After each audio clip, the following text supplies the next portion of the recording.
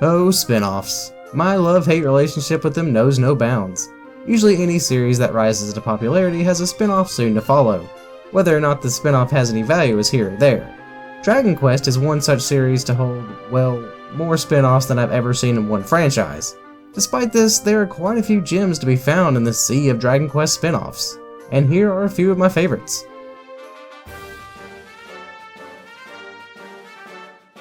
Let's start with a more recent title.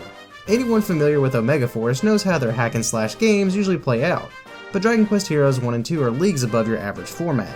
Showcasing characters from all over the series, hours can be spent enjoying the combinations of teams and moves to perform. Each character has a unique array of techniques and spells to wipe out waves of enemies. This, combined with the Dragon Quest charm, really makes for a great experience. Contend with this!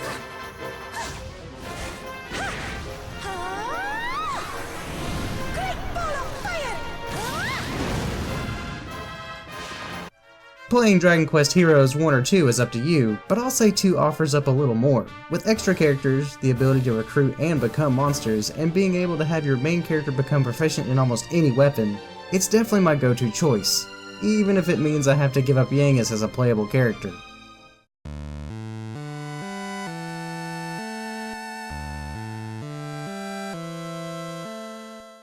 Dragon Quest Rocket Slime is one of those games where you think, oh, I'll play this game for a little bit and see if I like it, only to find that you spent hours upon hours saving your slime friends, gathering materials for your slime battle tank, yes, slime battle tank, and restoring your town to its former glory.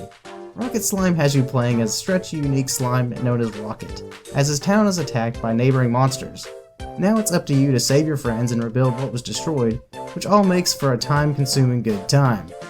While item gathering is addictive, the true fun comes from the giant tank battles you have with enemy monsters and their giant tanks, all to make your way for the final battle. It's one game I can't recommend enough. It's amazing how well you can combine an existing game with Dragon Quest, and both games become so complementary of one another. A great example of this is Dragon Quest Builders. It's got the simplicity of item gathering and crafting mixed with everything Dragon Quest has to offer. Another game with hours upon hours of gameplay, it's your mission to restore the knowledge of crafting and building to the world's inhabitants. You'll lose yourself in all the items to make, monsters to beat, and new citizens to recruit.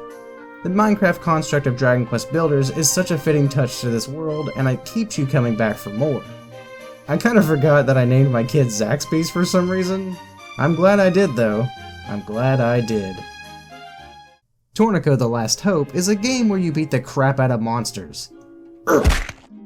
This game features the wandering merchant Torneko from Dragon Quest IV, as he dungeon crawls in a game that is seriously under the radar. The gameplay is something I've not really seen before, with each venture to a new dungeon resetting your level back to level 1, and with your chances of success depending on how well you explore. Each dungeon will leave you having to find new weapons, armor, and health items to go deeper and deeper into each dungeon, find rare treasures to sell, and solve the mystery of the Joy Chest. The biggest draw of this game is that enemies only move when Torneko does, so you have to plan accordingly and not get overwhelmed by slimes.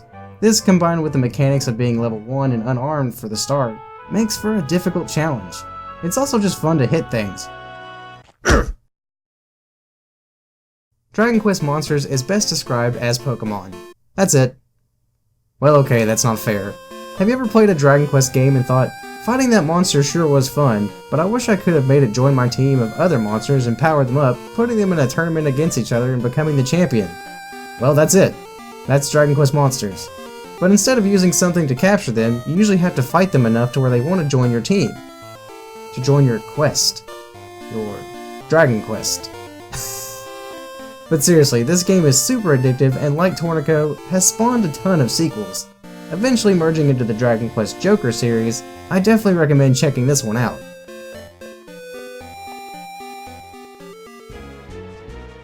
Yeah, turn-based strategy is pretty great, but don't you ever just want to pick up a Wiimote and immerse yourself in the world of Dragon Quest, fighting a variety of monsters along the way, but doing so with your own sword skill and ability to match your swings to a Wii light bar?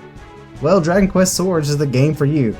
I gotta say, when I picked this game up, I didn't quite think I would enjoy it as much as I have been, but man, it's just hard and crafty, and I really wish there was more games like this.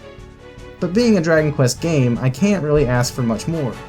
You'll have to make your way down linear paths, facing different kinds of monsters as they take different formations for you to defeat. The voice acting is nice, and really it's just a game where you just swing your Wiimote around. And the simplicity of that is what makes it so enjoyable. Dragon Quest has a ton of stories you can get invested in, but for this one, just have fun. Beat up some monsters.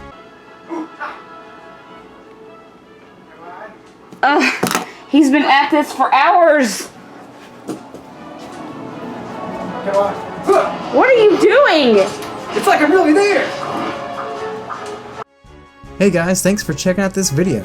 Leave a like and subscribe if you want to see more. Also, thanks for joining me during Dragon Quest, and I hope to see you for what comes around next year. Keep it practical.